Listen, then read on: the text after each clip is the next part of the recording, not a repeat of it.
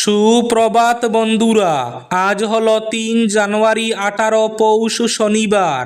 আজকের সকালের বিশেষ বিশেষ খবরগুলি হলো: কনকনে শীতের জন্য আজও শ্রীভূমি তথা করিমগঞ্জে অষ্টম শ্রেণী পর্যন্ত স্কুল বন্ধ ঘোষণা। বাড়ছে শীতের প্রকোপ, আগামী কয়েকদিন কুয়াশায় ঢাকা থাকবে অসমের একাধিক জেলা। শীতে কাবু বরাক উপত্যকার জনজীবন। বুটের লড়াই থেকে সরে যাচ্ছেন বিধায়ক সিদ্দিক আহমেদ। তোলপাড় দক্ষিণ করিমগঞ্জের রাজনীতি। বরাক নদীতে পিকনিকের বনভোজনের আনন্দে মর্মান্তিক পরিণতি। অসাবধানতাবশত নদীতে ডুবে যুবকের মৃত্যু। এলাকায় শোকের ছায়া। ডবকায় চলল বছরের প্রথম বুলডোজার। উচ্ছেদ শতাধিক পরিবার। দিনভর উত্তেজনা। নোটিশ 1200 পরিবারকে।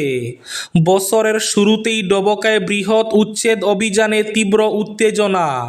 প্রবল শীতে হৃদয় বিদারক পরিস্থিতি। বিস্তারিত থাকবে প্রতিবেদনে। 26-এর রাজা বনাম জনতার লড়াই। 26-এর বুট জনগণের সঙ্গে এক রাজার, বললেন গৌরব গগৈ। 2 মাসের মধ্যে 600টি রাস্তার সংস্কার হবে সুনাইয়ে, বললেন বিধায়ক করিমউদ্দিন বরভূইয়া। আগামী মাসেই শিলচরে এলিভেটেড করিডোরের শিলান্যাস। বিরোধিতা উড়িয়ে স্বপ্ন পূরণের ইঙ্গিত বিধায়ক দীপায়ন চক্রবর্তীর। সরকারি নির্দেশ লঙ্ঘন। হাইলাকান্দির 18টি ফার্মাসিকে ড্রাগস কন্ট্রোলারের শোকজ নোটিশ। পরীক্ষার মরশুমেই ধুম লেগেছে ওয়াজ মহফিল, কীর্তন ও মেলার। পড়াশোনায় ঘটছে প্রচণ্ড ব্যাঘাত। অপশাসনের এপিসেন্টার। ইন্দোরে পানীয় জল বিপর্যয় নিয়ে বিজেপি সরকারকে তোপ রাহুল গান্ধীর। মৃত্যু বেড়ে 19 জন। এসআইআর নিয়ে উল্টো চাপে বিজেপি। পিছল খসড়া তালিকা প্রকাশের সময়সীমা। রাজ্যে মাত্র 1000 টাকার বিবাদকে কেন্দ্র করে শ্বশুরের হাতে খুন জামাই। তীব্র চাঞ্চল্য। এবং থাকবে আজকের বরাক উপত্যকার 3 জেলার আবহাওয়ার খবর। তাহলে বিস্তারিত খবরে যাওয়ার আগে অবশ্যই ভিডিওটিতে একটি লাইক করে চ্যানেলটি সাবস্ক্রাইব করে পাশের বেল আইকনটি বাজিয়ে রাখবেন এবং ফেসবুক পেজটি ফলো করে ভিডিওটি অবশ্যই শেয়ার করবেন, যাতে সঠিক তথ্যগুলো সবার কাছে পৌঁছাতে পারে। এবার শুনুন আজকের খবরগুলির বিস্তারিত। প্রথম খবর, কনকনে শীতের জন্য আজও শ্রীভূমি তথা করিমগঞ্জের প্রথম থেকে অষ্টম শ্রেণী পর্যন্ত স্কুল বন্ধ ঘোষণা করা হয়েছে। বাড়ছে শীতের প্রকোপ, আগামী কয়েকদিন কুয়াশায় ঢাকা থাকবে অসমের একাধিক জেলা। শীতে কাবু বরাক উপত্যকার জনজীবন। বরাক উপত্যকায় যেন হঠাৎ করেই নেমে এসেছে কনকনে শীতের দাপট। দুদিন নয়, টানা কয়েকদিন ধরে হালকা থেকে মাঝারি গতির শীতল বাতাস এবং ঘন কুয়াশাচ্ছন্ন আবহাওয়ার প্রভাবে উপত্যকার সর্বত্র জাঁকিয়ে বসেছে তীব্র শীত। ইংরেজি নববর্ষের শুরুতেই প্রকৃতির এমন রুক্ষ রূপে কার্যত বিপর্যস্ত হয়ে পড়েছে বরাক উপত্যকার স্বাভাবিক জনজীবন। এবার রাজ্যের ডবকায় চলল বছরের প্রথম বুলডোজার। উচ্ছেদ শতাধিক পরিবার। দিনভর উত্তেজনা। নোটিশ 1200 পরিবারকে। এবার বছরের শুরুতেই ডবকায় বৃহৎ উচ্ছেদ অভিযানে তীব্র উত্তেজনা। প্রবল শীতে হৃদয় বিদারক পরিস্থিতি। বছরের দ্বিতীয় দিনেই প্রবল শীতের মধ্যে হুজাই জেলার ডবকায় শুরু হলো বৃহৎ উচ্ছেদ অভিযান।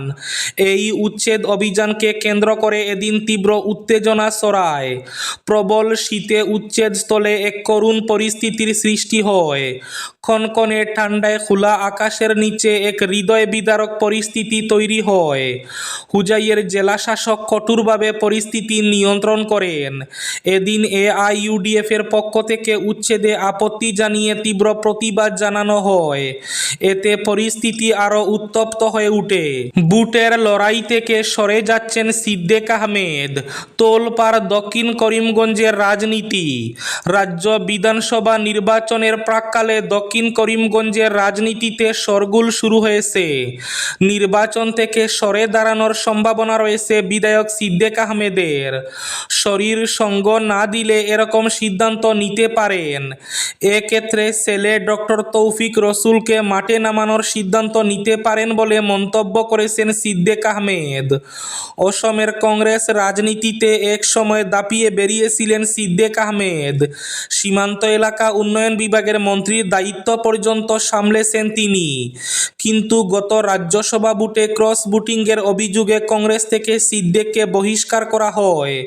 এরপর থেকেই তিনি নির্দলীয় হয়ে রয়েছেন। আসন্ন নির্বাচনে বিজেপি জোট অগপ থেকে নির্বাচন লড়ার প্রস্তুতি নিচ্ছিলেন সিদ্দিক আহমেদ। এ নিয়ে দলীয় নেতাদের সঙ্গে তার আলোচনা হয়। সবুজ সংকেত পেয়ে তিনি অগপ দলে যোগ দেওয়ার প্রস্তুতি নিচ্ছিলেন। কিন্তু এরই মধ্যে আসন্ন নির্বাচন থেকে সিদ্দিকের সরে দাঁড়ানোর খবর প্রকাশ্যে আসে। এবার এ ব্যাপারে বিধায়ক সিদ্দিক আহমেদের সঙ্গে যোগাযোগ করা হলে তিনি বলেন, নির্বাচন নিয়ে এখনো নিশ্চিত নই আমি। সময় এলে সব পরিষ্কার হবে। যদি শরীর সঙ্গ দেয় তাহলে নিশ্চিত নির্বাচনে লড়ব, কিন্তু এখন আমি কিছুই বলতে পারছি না। 2026 রাজা বনাম জনতার লড়াই। 26 ভোট জনগণের সঙ্গে এক রাজার, বললেন গৌরব গগৈ। 26 ভোট শুধু রাজনৈতিক দলগুলির যুদ্ধ নয়, অসমের জনগণের সঙ্গে এক বিশেষ রাজার যুদ্ধ। সেই রাজাকে সকলে জানেন। শুক্রবার এই দাবি করেন প্রদেশ কংগ্রেসের সভাপতি গৌরব গগৈ। তার মতে আগামী ভোটে বিরোধী রাজনৈতিক দলগুলির পাশে ঐক্যবদ্ধভাবে দাঁড়াবেন অসমের জনগণ। তাই নিজেকে রাজা বলে বাবা ব্যক্তি ভোটের আগে টাকা পয়সা যতই ডালুন, সাম্প্রদায়িকতা সরানোর চেষ্টা করুন, এবার জনগণের সরকার হবে রাজ্যে। আসন্ন বিধানসভা ভোট নিয়ে শুক্রবার রাজীব ভবনে প্রদেশ কংগ্রেসের সভাপতি সাংবাদিকদের বলেন, আগামী ভোট যথেষ্ট আকর্ষণীয় হবে। এবারের ভোট শুধু রাজনৈতিক দলের যুদ্ধ নয়, অসমের জনগণের সঙ্গে এক বিশেষ রাজার যুদ্ধ হবে। সেই রাজাকে সকলে জানেন। বাস্তবে মুখ্যমন্ত্রী হিমন্ত বিশ্ব শর্মাকে রাজা উল্লেখ করে তাকেই আক্রমণ করেছেন গৌরব গগৈ।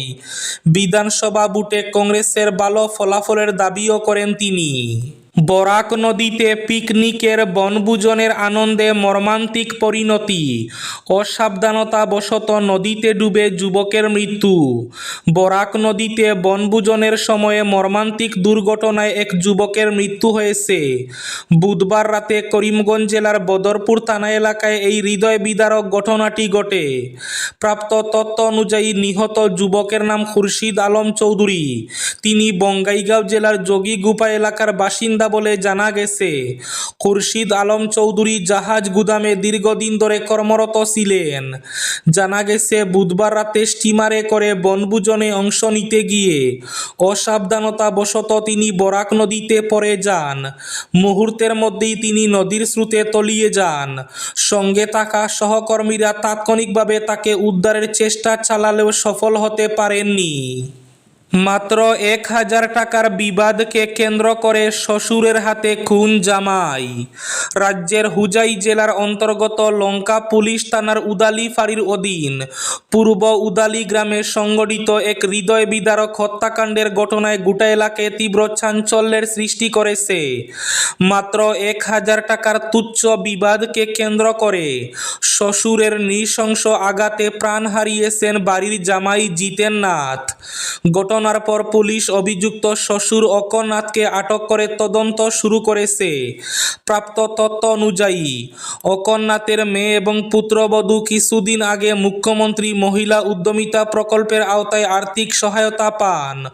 দুজন আলাদা আলাদাভাবে ব্যাংক থেকে 10,000 টাকা করে মোট 20,000 টাকা তুলেছিলেন।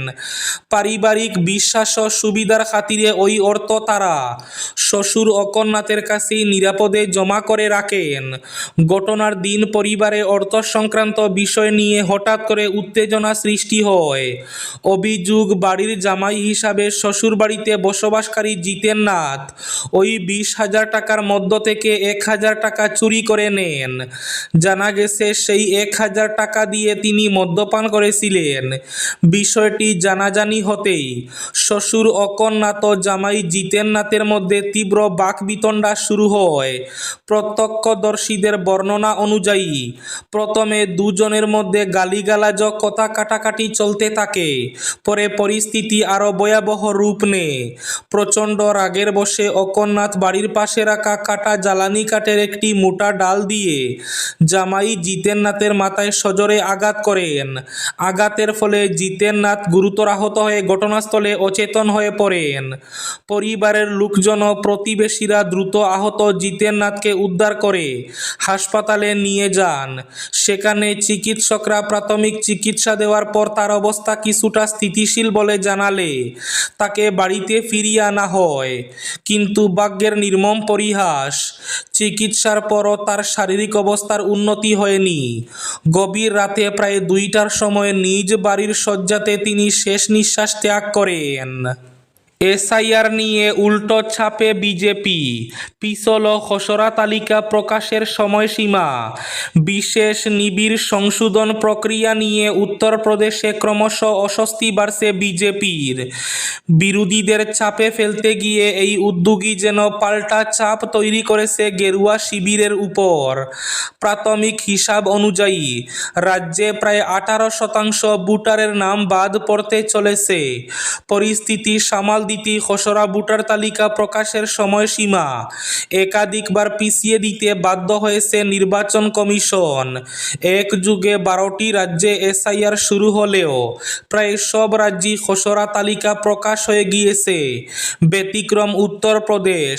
এখানে ইতিমধ্যে 2বার ফর্ম জমা দেওয়ার সময় বাড়ানো হয়েছে। সর্বশেষ ঘোষণা অনুযায়ী 31 ডিসেম্বর খসড়া তালিকা প্রকাশের কথা থাকলেও তা আরও পিছিয়ে 6 জানুয়ারি করা হয়েছে। কমিশনের অন্দরমহলের তথ্য বলছে, এই বিলম্বের কারণ রাজ্যে বিপুল সংখ্যক নাম বাদ পড়ার আশঙ্কা। পরীক্ষার মরশুমেই ধুম লেগেছে ওয়াজ মহফিল, কীর্তন ও মেলার। পড়াশোনায় ঘটছে প্রচণ্ড ব্যাঘাত। সামনে প্রতিটি শিক্ষা প্রতিষ্ঠানের ছাত্রছাত্রীদের পরীক্ষা। মাধ্যমিক ও উচ্চ মাধ্যমিক পরীক্ষাও শুরু হচ্ছে। আর এই মরশুমে ধুম লেগেছে ওয়াজ, কীর্তন ও মেলার। লাউড স্পিকারের বেলাগাম আওয়াজে শব্দ দূষণে ছাত্রছাত্রীদের পড়াশোনাও প্রচণ্ড ব্যাঘাত ঘটছে। এ নিয়েও বিভিন্ন রাজনৈতিক দল, সাংসদ ও বিধায়কদের নীরবতায় অসন্তোষ ব্যক্ত করেছেন দক্ষিণ করিমগঞ্জের সচেতন নাগরিকরা। এদিকে পরীক্ষার মরশুমে এসে গেলেও বলা যায় মদে ভাসছে দক্ষিণ করিমগঞ্জ। অবৈধ মদের কারবার সহ অন্য নেশাজাতীয় সামগ্রী রমরমায়। রীতিমতো আতঙ্কগ্রস্ত সাধারণ জনতা। কিন্তু তারপরও সম্পূর্ণ নিষ্ক্রিয় জেলা আবগারি বিভাগ। অপশাসনের এপিসেন্টার ইন্দোরে পানীয় জল বিপর্যয় নিয়ে বিজেপি সরকারকে তোপ রাহুল গান্ধীর। মৃত্যু বেড়ে 19, বরখাস্ত 3 আধিকারিক। ইন্দোরে পানীয় জল বিপর্যয় নিয়ে বিজেপি নেতৃত্বাধীন ডবল ইঞ্জিন সরকারের বিরুদ্ধে তীব্র আক্রমণ শানালেন কংগ্রেস নেতা রাহুল গান্ধী। শুক্রবার মধ্যপ্রদেশকে অপশাসনের এপিসেন্টার বলে অভিহিত করেন তিনি। রাহুল গান্ধী এক বিবৃতিতে প্রশাসন কুম্ভকর্ণের মতো ঘুমিয়ে রয়েছে বলে কটাক্ষ করেন। তিনি অভিযোগ করেন, জল নয় বিষ দেওয়া হয়েছে। তার অভিযোগ, গরিব মানুষের মৃত্যুতে সরকার উদাসীন, অথচ নেতাদের দম্ভই বেশি চোখে পড়েছে। তার কথায় পরিষ্কার, জল কোনো দয়া নয়, এটি জীবনের অধিকার। এই অধিকার হত্যার জন্য বিজেপির উদাসীন প্রশাসন ও নির্মম নেতৃত্বই সম্পূর্ণ দায়ী। আজকের বরাক উপত্যকার 3 জেলার আবহাওয়ার খবর। আজও বরাক উপত্যকার 3 জেলার আকাশ একটু মেঘলা থাকার পূর্বাভাস। শিলচর কাছাড়ে আজ সর্বোচ্চ তাপমাত্রা থাকবে 22 ডিগ্রি সেলসিয়াস এবং সর্বনিম্ন তাপমাত্রা থাকবে 12 ডিগ্রি সেলসিয়াস। শ্রীভূমি তথা করিমগঞ্জ জেলায় আজ সর্বোচ্চ তাপমাত্রা থাকবে 21 ডিগ্রি সেলসিয়াস এবং সর্বনিম্ন তাপমাত্রা থাকবে 11 ডিগ্রি সেলসিয়াস।